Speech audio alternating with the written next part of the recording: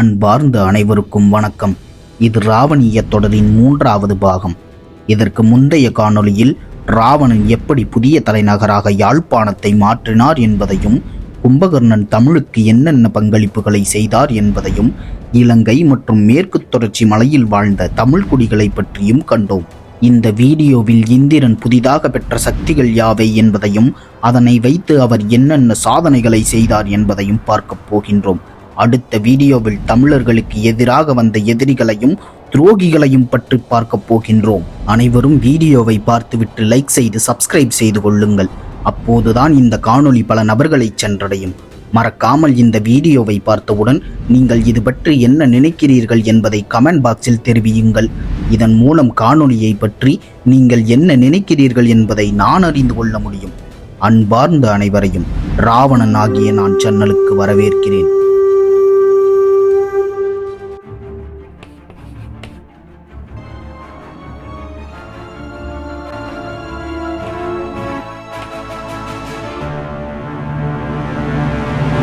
இந்திரன் மனித குல வரலாற்றிலேயே இப்படி ஒரு மனிதனை யாரும் பார்த்திருக்க முடியாது.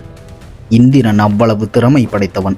சாதாரண மனிதனாக பிறந்த இவன் சிறுவயதில் இருந்தே தனது தந்தை மற்றும் சித்தப்பாவை பார்த்து வளர்ந்தவன். அவர்கள் செய்யும் ஓகக்கலையை தானும் கற்று அவைகளை சிறுவயதிலிருந்தே பயிற்சி செய்ய ஆரம்பித்தான். இந்திரனின் சித்தப்பா கும்பகர்ணன் எப்படி மகிமம் என்ற உடலை பெரிதாக்கக்கூடிய சித்த சக்தியை கட்டுப்படுத்த கற்றுக்கொண்டாரோ, அதேபோல இவன் தனது சிறுவயதிலேயே லகிமம் என்ற சித்த சக்தியை பயன்படுத்தவும் அதை கட்டுப்படுத்தவும் தனது தியானத்தின் மூலம் கற்றுக்கொண்டான். லகிமம் என்றால் உடல் எடையை இலகுவாக்கி புவிக்கு நேரெதிர் காந்த விசையை ஏற்படுத்தி காற்றில் பறக்கும் விந்தை என அர்த்தம். இதை தினம் தினம் அவன் பயிற்சி செய்து அதில் மிகவும் தேர்ச்சி பெறுகிறான். அந்த காலகட்டத்தில் வேளாண்மை அதிகமாக நடந்து கொண்டிருந்தது. திடீரென வெய்யும் மழையாலும் சரியாக வானிலையை மக்களால் புரிந்து கொள்ள இயலாததாலும் ஒவ்வொரு வருடமும் பல பயிர்கள் வீணாகின. இதை கண்ட இந்திரன் மனதில் ஒரு புதிய சிந்தனை உதிக்கிறது. அவன் கற்றுக்கொண்ட லகிமம் சக்தியை தனது மக்களுக்காக பயன்படுத்த முன்வருகிறான். அதனால் அவன் லகிமம் என்ற சக்தியை பயன்படுத்தி உடலை இலகுவாக்கி காற்றில் பறக்க ஆரம்பிக்கிறான். அப்படி பறந்து மெல்ல மெல்ல மேலே சென்று மேகத்திற்கு மேலேயும் செல்கிறான். அப்படி சென்ற அவன் மேகங்களில் நடக்கும் மாற்றங்களையும் வானிலை மாற்றங்களையும் உன்னிப்பாக கவனிக்கிறான். இப்படி பல நாட்கள் பறந்து சென்று வானிலை மாற்றங்களை தெளிவுற கற்றுக்கொள்கிறான். அதில் தேர்ச்சி பெற்ற இந்திரன் வானிலை மாற்றங்களை முன்கூட்டியே அறிந்து கொள்ளும் அளவிற்கு தனது சிந்தனையை வளர்த்து கொள்கிறான். இப்படி வானிலையை பற்றி முன்கூட்டியே சரியாக கணித்த இவன் அதனை விவசாயிகளுக்கு பரிந்துரைக்கிறான். இதன் மூலம் மழையினாலோ வேறு வானிலை மாற்றத்தினாலோ வேளாண் நிலங்களும் பயிர்களும் பாதிக்காமல் மக்களை பார்த்து கொள்கிறான். இப்படி வேளாண்மைக்கு உதவிய இந்திரனை மக்கள் கொண்டாடுகின்றனர். மழையை முன்கூட்டியே எப்போது வரும் என சரியாக கூறும் இந்திரனை அந்த மழை கடவுளாகவே பார்க்கின்றனர். அதனால் வானத்திற்கு பறந்து சென்று அங்கிருந்து மழை பற்றிய செய்தியுடன் பறந்து வரும் இந்திரனை வருணன் என அழைக்க ஆரம்பிக்கின்றனர். இப்படித்தான் இந்திரன் தமிழக மக்களால் மலைக்கடவுள் என அழைக்கப்பட்டார். மலைக்கடவுளாக இருந்த இந்திரனை மருத நிலத்தின் முக்கிய கடவுளாக பார்த்ததும் அவருக்கு திருவிழா எடுப்பதற்கு காரணமாகவும் அமைந்தது. இந்திரன் லகிமம் என்ற சக்தியினை பெற்ற பிறகு இன்னும் ஆழமாக ஓகம் செய்ய ஆரம்பிக்கிறான். அப்படி ஓகம் செய்து பயிற்சியை அதிகப்படுத்தி பஞ்சமா சக்திகளையும் கட்டுப்படுத்தும் கலையில் கைதேர்ந்தவனாக மாறுகிறான். இந்திரன் பிறந்தபோது அவருக்கு வைத்த இயற்பெயர் தற்போது யாருக்கும் தெரியாது. அவன் செய்த செயல்களாலே அவன் பெற்ற பெயர்களால் தற்போது வரை அழைக்கப்படுகிறான். அவனை இந்திரன், இந்திரசித்தன், மேகநாதன், வருணன் என நாம் அழைக்கிறோம். வானத்தில் பறந்து மலை செய்தியை கொண்டு வருவதால் நாம் அவனை வருணன் என அழைக்கிறோம். மேகத்திற்கு மேலே பறந்து அங்கே வசிப்பதால் அவனை நாம் மேகநாதன் என அழைக்க ஆரம்பித்தோம். லகிமம் மட்டுமல்லாமல் ஐம்பெரும் ஆற்றல்களை கட்டுப்படுத்தவும் கற்றுக்கொண்ட இவனை நாம் ஐந்திரன் என அழைக்க ஆரம்பித்தோம். அதுவே பிற்காலத்தில் இந்திரன், இந்திர சித்தன் என மருவின. சித்தர் நிலையில் மகாயோகியான இந்திரன் மக்களின் நிலையை கருத்தில் கொண்டு பல பள்ளிகளை ஆரம்பிக்கிறார். அங்கு பாடசாலையில் ஓகம் எப்படி செய்வது, ஐம்பெரும் ஆற்றல்களான நிலம், நீர், நெருப்பு, காற்று, ஆகாயம் இவைகளை எப்படி நாம் கட்டுப்படுத்துவது போன்ற பாடங்களை இந்திரன் தமிழர்களுக்கு கற்றுக் கொடுக்கிறார்.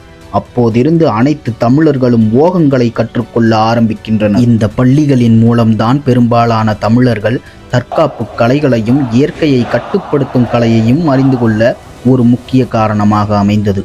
ஒரு நாள் விண்ணியல் ஆராய்ச்சி செய்து கொண்டிருந்த ராவணன் மனதில் ஒரு சிந்தனை தோன்றுகிறது. உடனே அவர் தன் மகனை பார்க்க வரும்படி அழைப்பு விடுக்கிறார். அதை அறிந்த இந்திரனும் ராவணனை பார்க்கச் சென்றார். தன்னை அழைத்தது எதற்காக என கேட்கும்போது ராவணன் இந்திரனிடம் என் மனதில் ஒரு சிந்தனை தோன்றியுள்ளதாக கூறுகிறார். அது என்னவென்றால், தரையில் செல்லும் பல வாகனங்களை நாம் உருவாக்கியுள்ளோம். அதேபோல நாம் வானில் பறக்கும் வாகனம் ஒன்றையும் உருவாக்கலாம் என இந்திரனிடம் கேட்கிறார். இந்திரனுக்கும் அந்த யோசனை பிடித்து போக இருவரும் வானில் பறக்கும் வாகனத்தை உருவாக்கும் முயற்சியில் ஈடுபடுகின்றனர். இந்திரன் இதற்கு முன்னரே மின்சாரத்தினால் இயங்கும் பல இயந்திரங்களை கண்டுபிடித்திருந்தார். தமிழில் உள்ள இயந்திரம் என்ற வார்த்தை உருவாக காரணமாக இருந்தவர் இந்திரன் என்பதை அறிந்து கொள்ளுங்கள். அதாவது இந்திரன் பல பள்ளிகளை தமிழகத்தில் திறந்து தமிழர்களை படிக்க வைத்தவர். அங்கு ஓகக்கலையை கற்றுத்தருவதுடன் வாழ்க்கை நெறிமுறை பாடங்கள் மற்றும் இயந்திர நுட்ப பாடங்களும் தமிழ் மாணவர்களுக்கு கற்றுக் கொடுக்கப்பட்டன.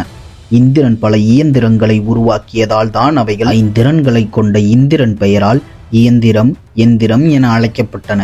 மேற்கத்திய நாடுகளில் இருந்து டெக்னாலஜி என்பது தமிழ்நாட்டிற்கு வரவில்லை. தமிழகத்தில் இருந்த அட்வான்ஸ் டெக்னாலஜி தான் மேற்கத்திய நாட்டவர்களால் திருடப்பட்டது. அதனை வேறொரு காணொளியில் காணலாம். ராவணனும் இந்திரனும் சேர்ந்து வானில் பறக்கும் விமானத்தை உருவாக்கும் முயற்சியில் ஈடுபட்டு கொண்டிருந்தனர். பல கட்ட ஆராய்ச்சி மற்றும் பல தோல்விகளுக்கு பின்னர் உலகத்தில் முதலில் வானில் பறக்கும் விமானத்தை தமிழர்களான ராவணன் மற்றும் அவரது மகனான இந்திரன் எனும் இரட்டையர்கள் உருவாக்கினர். அதனை வெற்றிகரமாக வானில் பறக்க வைத்து வெற்றியை கொண்டாடினர். உலகில் முதல் விமானத்தை உருவாக்கியது மட்டுமல்ல, உலகிலேயே முதலில் 5 சூரிய உதயங்களை பார்த்தவனும் நம் தமிழ் மன்னன் ராவணன் தான். ஓரிடத்தில் சூரியன் உதிக்கும் போது விமானத்தில் மேற்கு நோக்கி பறந்து வேறு நாட்டில் சூரியன் உதிப்பதற்குள் அங்கு சென்றால் மீண்டும் அங்கே ஒரு சூரிய உதயத்தை நம்மால் பார்க்க முடியும். இப்படி ஒரே நாளில் 5 சூரிய உதயங்களை பார்த்தவராக ராவணன் கருதப்படுகிறார். பல இயந்திரம் மற்றும் வானில் பறக்கும் விமானத்தை உருவாக்கிய ராவணனும் இந்திரனும் தங்களின் மாளிகை ஒன்றை மேற்கு தொடர்ச்சி மலையில் அமைத்திருந்தனர் என்பதை நாம் போன காணொளியிலேயே பார்த்தோம். அங்கு செல்ல ரயில் பாதை ஒன்றை அமைத்து தொடர்வண்டி ஒன்றையும் மலையின் மீது ஏறிச் செல்ல அமைத்திருந்தனர். ஒவ்வொரு வளர்ச்சி பாதையாக தமிழகத்தில் அமைத்து ராவணனும் அவரது மகனான இந்திரனும் தமிழகத்தை தற்போது நாம் நினைத்து கூட பார்க்க முடியாத அளவு உயர்ந்த நிலைக்கு தமிழகத்தை எடுத்துச் சென்றிருந்தனர். மேலும் துப்பாக்கி, துவக்கு என நாம் அழைக்கும் மேம்பட்ட ஆயுதங்களையும் பாதுகாப்பிற்காக இந்திரன் மேம்படுத்தினார். ஆனால் துவக்கு, துப்பாக்கி போன்றவைகள் ராவண இந்திரனுக்கு 2000 ஆண்டுகளுக்கு முன்னரே தமிழ் மக்களால் பயன்படுத்தப்பட்டு வந்தது. அதனை இந்திரன் இன்னும் மேம்படுத்தினார். இப்படி மகிழ்ச்சியில் வாழ்ந்த தமிழர்களின் வாழ்க்கையில் மனித குலத்திற்கே தீங்கு விளைவிக்கும் சாத்தான்கள் எப்படி தமிழகத்திற்குள் நுழைந்தனர், அவர்கள் பல தமிழர்களை எப்படி ஆசை வார்த்தை காட்டி நெஞ்சில் நஞ்சை விதைத்து தமிழர்கள் சிலரை தமிழ் இனத்திற்கே துரோகிகள் ஆக்கினர். மேலும் அவர்களால் தமிழகத்தில் ஏற்பட்ட போர் யாது, தமிழர்களின் கண்டுபிடிப்புகள் எப்படி அழிக்கப்பட்டன, இது அனைத்திற்கும் காரணமாக இருந்த சாத்தான் ராமன் யார் என்பதை பற்றி அடுத்த வீடியோவில் காணலாம். இன்னும் ஓரிரு நாட்களில் இந்த ராவணிய தொடரின் 4வது பாகம் வெளிவர உள்ளது. அனைவரும் அதனை கண்டு உங்களுடைய ஆதரவை நமது சேனலுக்கு தாருங்கள். உங்களை அடுத்த காணொளியில் சந்திக்கிறேன். நன்றி, வணக்கம்.